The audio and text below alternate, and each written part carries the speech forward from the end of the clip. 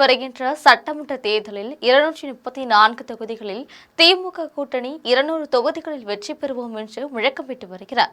இதற்காக 20க்கும் மேற்பட்ட கட்சிகள் மற்றும் அமைப்புகளுடன் மெகா கூட்டணி அமைத்து தேர்தல் பணிகளில் தீவேகம் காட்டி வருகிறார். அப்படி இருக்க இதற்கு முட்டுக்கட்டை போடுவது மாதிரி 10 மாவட்டங்கள் திமுகவுக்கு சாதகமாக இல்லை என்று கிடைத்திருக்கும் ரெட் அலர்ட் அறிவாலயத்தை அதிர்ச்சிக்கு உள்ளாக்கியிருக்கிறது. திமுக தலைவர் ஸ்டாலினிடம் சில மாதங்களுக்கு முன்பாக உளவுத்துறை அளித்த அறிக்கையில் எந்தெந்த தொகுதிக்கெல்லாம் திமுகவுக்கு சாதகமாக இல்லை என்று விரிவாக குறிப்பிட்டிருந்தனர். இதையடுத்து குறிப்பிட்ட அந்த தொகுதிகளில் திமுக நிர்வாகிகளுக்கு கூடுதல் பொறுப்புகளை கொடுத்து வேலை பார்க்க சொன்னது தலைமை. தற்பொழுது எட்டி பிடிக்கும் தூரத்துக்கு தேர்தல் வந்துவிட்ட நிலையில் குறிப்பிட்ட 10 மாவட்டங்கள் திமுகவுக்கு சிக்கலாகவே இருப்பதாக தகவல்கள் கசிகின்றன. இதுகுறித்து நம்மிடம் பேசிய திமுக தலைமைக்கு நெருக்கமானவர்கள் பெண் நிறுவனம் உளவுத்துறையும் விசாரணை மேற்கொண்டு இது பற்றி ரிப்போர்ட்டை முதல்வர் வசம் ஒப்படைத்திருக்கின்றனர். குறிப்பாக கொங்கு மண்டலத்தை உள்ளடக்கிய கோவை, திருப்பூர், ஈரோடு, நாமக்கல், சேலம், தருமபுரி, கிருஷ்ணகிரி, வடமண்டலத்தில் கடலூர் மற்றும் விழுப்புரம், மத்திய மண்டலத்தில் திண்டுக்கல் ஆகிய மாவட்டங்களை இந்த பட்டியலில் குறிப்பிட்டிருக்கிறார்கள். பெண் நிறுவனம் ஏற்கனவே தமிழகத்தில் உள்ள 234 தொகுதிகளிலும் பச்சை, மஞ்சள், சிவப்பு என்று வகைப்படுத்தி ரிப்போர்ட் ரெடி செய்து கொடுத்தது. அதில் சிவப்பு வண்ண தொகுதிகள் திமுகவுக்கு கடும் நெருக்கடியாக தொகுதிகள் என குறிப்பிட்டிருந்தனர்.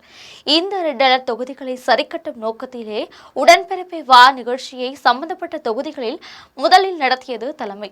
கொங்கு மண்டலத்தில் கட்சியை கரை சேர்க்க அந்த பகுதிகளுக்கு ஏராளமான திட்டங்களை கொண்டு சேர்த்தது. இத்தனை முயற்சிகளை எடுத்த பிறகும் குறிப்பிட்ட சில மாவட்டங்கள் திமுகவுக்கு சிக்கலாகவே இருக்கின்றன. விழுப்புரம், கடலூர், சேலம் போன்ற மாவட்டங்களில் பாமகவின் வாக்குகள் பிரதானமாக இருந்த தொகுதிக்கெல்லாம் கடந்த சட்டமன்ற தேர்தலில் திமுக தோற்றது.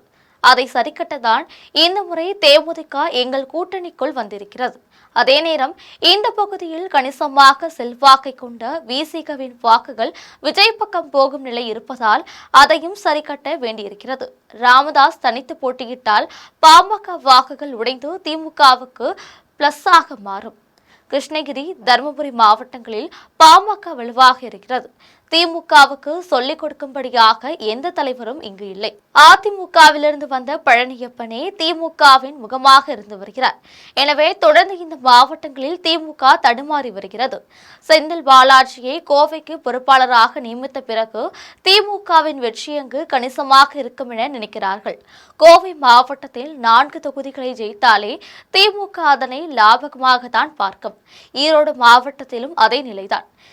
NKK பெரியசுவாமிக்கு பிறகு திமுகவின் முகமாக அங்கு யாரும் பெரிதாக கால் பதிக்கவில்லை. அமைச்சர் முத்துசுவாமி இப்போது வரை அதிமுக ஆளாகவே திமுகவினர் பார்க்கிறார்கள். விழுப்புரம், கடலூர் மாவட்டங்களில் பாதிக்கு பாதி என்ற கணக்கில்தான் திமுக இருக்கிறது. இங்கு விசிகவின் வாக்குகளையும் தேமுதிகவின் வாக்குகளையுமே திமுக பெரிதாக நம்புகிறது. சேலம் மாவட்டத்தில் கடந்த முறை ஒரு தொகுதியை மட்டுமே திமுக வென்றது. வீரபாண்டி ஆறுமுகத்துக்கு பிறகு அவர் குடும்பத்தை திமுக ஒதுக்கி வைக்க திமுகவின் முகமாக அங்கு யாரும் உருவாக முடியாத நிலை நீடிப்பதால் அங்கேயும் கட்சியின் நிலை பரிதாபமாகவே இருக்கிறது. திண்டுக்கல் மாவட்டம் திமுகவுக்கு பெரிய சிக்கலாக இருக்காவிட்டாலும் கொங்கு பகுதியின் தாக்கம் திண்டுக்கல்லிலும் எதிரொலிக்கலாம் என குறிப்பிட்டிருக்கிறார்கள். இந்த ரிப்போர்ட்டால் அந்தந்த பகுதிகளுக்கு நியமிக்கப்பட்ட மண்டல நிர்வாகிகள் கழகத்துடன் இருக்கிறார்கள். வெற்றியை எப்படி வசப்படுத்துவது என்ற ஆலோசனையும் தீவிரப்படுத்தியுள்ளார்கள். திமுக தலைமையும் இந்த பிரச்சனையை சரிக்கட்டும் உத்தியாக குறிப்பிட்ட இந்த 10 மாவட்டங்களில் கூட்டணி கட்சிகள் வெற்றி பெற வாய்ப்புள்ள தொகுதிகளை அவர்களுக்கே ஒதுக்கிவிடுவதோடு திமுக போட்டியிடும் தொகுதிகளில் வலுவான வேட்பாளர்களை களத்தில் இறக்கிவிடவும் திட்டமிட்டு இருக்கிறது. இது தவிர அதிமுகவின் தற்போதைய பலவீனத்தை பயன்படுத்தி அவர்களை தங்கள் வழிக்கு கொண்டு வரும் வித்தையையும் சில நிர்வாகிகள் கையில் எடுத்திருக்கிறார்கள். அதே நேரம் மத்திய மண்டலத்திலும் தென் மாவட்டத்திலும் திமுக வலுவாக இருப்பதையும் திருநெல்வேலி, கன்னியாகுமரி, தூத்துக்குடி மாவட்டங்களில் முழு அளவில் வெற்றியை பெறலாம் என்று அந்த ரிப்போர்ட்டில் குறிப்பிட்டிருக்கிறார்கள். அதேபோல் சென்னை, காஞ்சிபுரம், திருவள்ளூர் உள்ளிட்ட மாவட்டங்களிலும் திமுக அரசு வெற்றியை பெறும் என்று ரிப்போர்ட்டில் குறிப்பிட்டிருக்கிறார்கள்.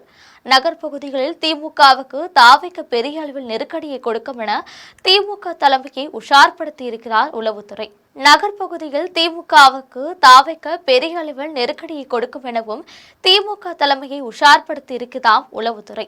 எனவே இந்த ரிப்போர்ட்டை அடிப்படையாக வைத்தே வேட்பாளர்கள் தேர்வையும் பிரச்சார உத்தியையும் கட்டமைத்திருக்கிறது திமுக என்கின்றனர். தேர்தல் நெருங்கும் முன்னே இத்தனை சிக்கலா என நொந்து கொள்கிறார்கள் உடன்பிறப்புகள்.